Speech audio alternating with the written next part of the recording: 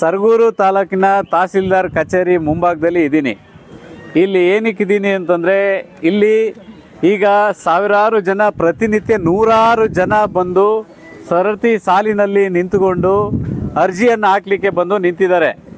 ಇದು ಇವತ್ತಿನ ದಿನ ಮಾತ್ರ ನಡೀತಾ ಇಲ್ಲ, ಕಳೆದ ಒಂದು ವಾರಗಳಿಂದ 10 ದಿನಗಳಿಂದ ನಡೀತಾ ಇದೆ, ಪ್ರತಿನಿತ್ಯ ನಡೀತಾ ಇದೆ.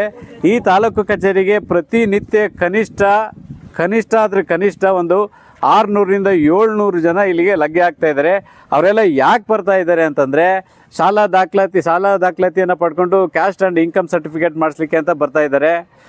ಮತ್ತು ಸಂಬಳಗಳು ನಿಂತೋಗಿದೆ, ವೃದ್ಧರ ಸಂಬಳಗಳು ನಿಂತೋಗಿದೆ, ನಾನು ಕ್ಯಾಸ್ಟ್ ಸರ್ಟಿಫಿಕೇಟ್ ಮಾಡಿಸ್ಬೇಕು, ಆದಾಯ ಪ್ರಮಾಣ ಪತ್ರ ಮಾಡಿಸ್ಬೇಕು ಅಂತೇಳಿ ಪ್ರತಿನಿತ್ಯ ಆದರೆ ಬರ್ತಾ ಇದ್ದಾರೆ.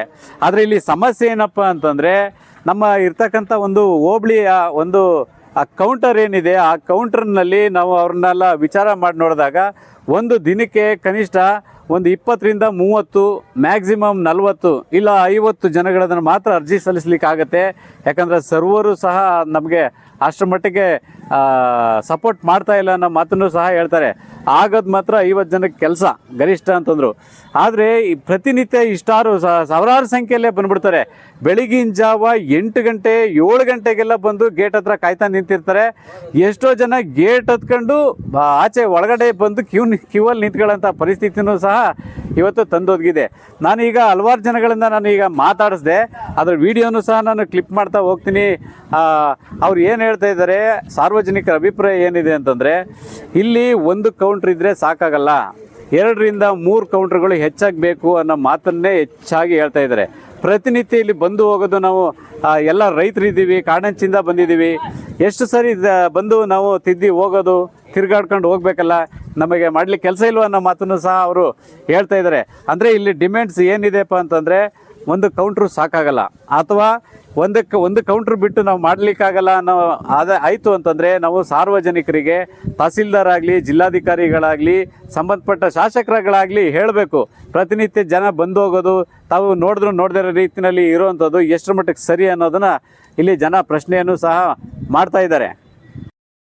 ಮೇಡಮ್, ಏನು ನಿಮ್ಮ ಹೆಸರು? ವಸಂತ. ಯಾವ ಊರಿಂದ ಬಂದಿದ್ದೀರಿ? ಸರಗೂರು.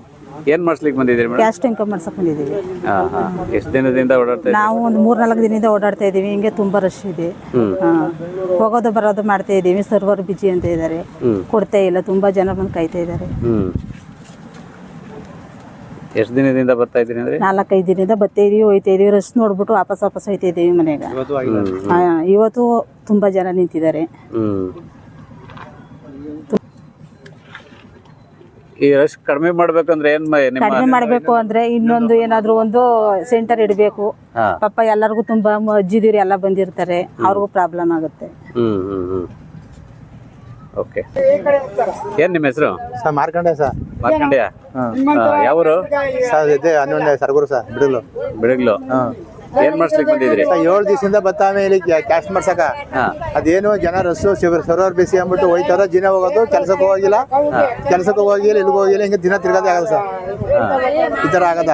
ಅದಕ್ಕೆ ಇನ್ನೊಂದು ಯಾವ್ದಾರು ಓಪನ್ ಮಾಡಿ ಮಾಡಿದ್ರೆ ಸರಿ ಇತ್ತು. ಸರ್ಕಾರ ಈ ತರ ಮಾಡ್ಬಿಟ್ಟು ನಮ್ಮನ್ನ ಈ ತರ ಮಾಡಿ ದಿನ ತಿರ್ಸಿದ್ದು, ಕೆಲ್ಸಕ್ಕೂ ಇಲ್ಲ ಮನೇಲಿ ಜನ ಕೆಲ್ಸಕ್ಕೆ ಹೋಗಿಲ್ಲ, ಈ ತರ ಆಗದ ಸರ್. ಯಾರಮ್ಮ ನಿಮ್ಮ ಹೆಸರು? ದೇವಮ್ಮ ಅಂತ ಸರ್. ಏನ್ ನಿಮ್ ಕಷ್ಟ?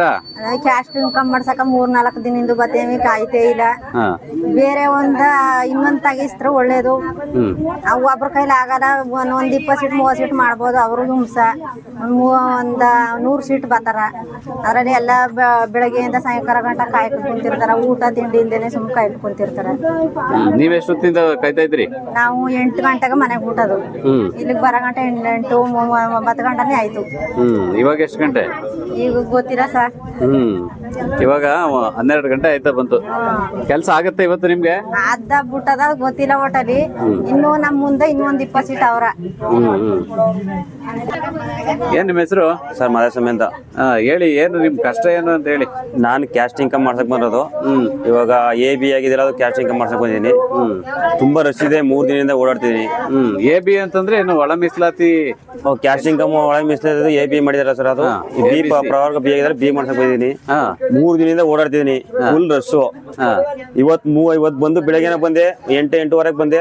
ಇನ್ನೂ ಸುಮಾರು ರಶ್ ಇತ್ತು. ಇವಾಗ ಸುಮಾರು ಬಂದು ನಿಂತಿದ್ದೀನಿ ಮುಂದ್ಗಡೆ. ಜನ ತುಂಬಾ ವಯಸ್ಸಾದವ್ರು ತುಂಬಾ ಜನ ಇದಾರೆ ಇಲ್ಲಿ. ಅವ್ರ ಪಾಪ ಊಟ ತಿಂಡಿ ಏನು ಮಾಡಿಲ್ಲ, ಹಂಗೆ ಬಂದು ಕುಂದವ್ರೆ ಇಲ್ಲಿ. ಅವ್ರ ಪಾಪ ತೊಂದ್ರೆ ಆಗುತ್ತೆ. ಹುಡುಗರಾರೆ ಒಂದ್ ಕೆಳಗಡೆ ಹೋಗಿ ಆ ಕಡೆ ಹೋಗ್ಬಿಡ್ತಾರೆ. ಮುದುಕರು ಪಾಪ ಎಲ್ಲೂ ಹೋಗಕ್ಕಾಗಲ್ಲ ಅವರು. ಅದಕ್ಕೋಸ್ಕರ ಅವ್ರ ತಹಸೀಲ್ದಾರ್ ಬಂದು ಇಲ್ಲಿ ಮೇನ್ ನೋಡ್ಬೇಕು ಇಲ್ಲಿ. ಮತ್ತೆ ಇನ್ನೊಂದ್ ಕೌಂಟ್ರು ಓಪನ್ ಮಾಡ್ಬೇಕು. ಒಂದ್ ಕೌಂಟ್ರು ಸಾಲ ಇಲ್ಲಿ.